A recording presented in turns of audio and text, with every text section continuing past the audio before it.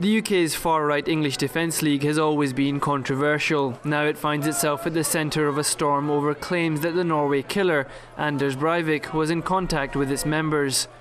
It denies any links to him.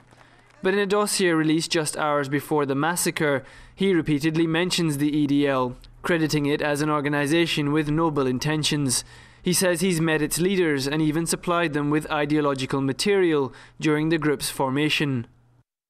If there isn't a militia or paramilitary group for your area, make one. The organisation may start out as a street demonstrating organisation like the EDL, or it may start off as a paramilitary organisation.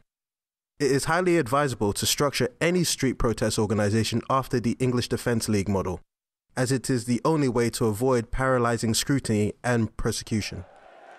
The EDL have condemned Breivik's actions and deny that they're targeting Muslims, but they have described Islam as a threat to Britain, and their protests often descend into violence. It is an example of the far right grabbing the working class, in this case mainly the white working class, and turning them against immigrants rather than the people who are actually making their lives miserable, which is the government, the bankers, etc. The EDL has warned that an atrocity similar to the one in Norway could take place in Britain if the right to protest is restricted. This, coupled with the arrests of people like Neil Lewington, who developed a bomb factory in his home to target those he considered non-British, and Martin Gilliard, who produced nail bombs for use against Muslims, have raised fears within the UK's Muslim community.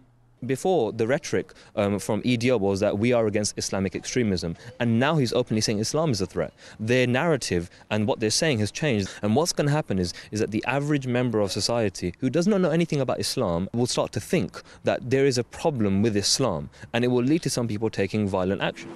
And the British press stand accused of inflaming the situation by printing misleading stories that demonise Muslims. All the preliminary work of their politics has been done for them by papers and media that are actually claiming to be anti-racist, but in effect are creating an atmosphere in which racism can thrive. The Murdoch-owned Sun newspaper was quick to blame Al-Qaeda for the massacre in Norway before any of the facts had been established. For years, successive British governments and the media have focused on what they describe as violent extremism within the Muslim community and ignored repeated warnings about the rise of the far right.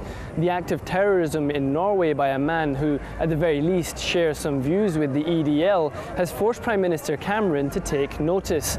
But it's also raised concerns within the Muslim community who fear they could be the next target. Hassan Ghani, Press TV, London.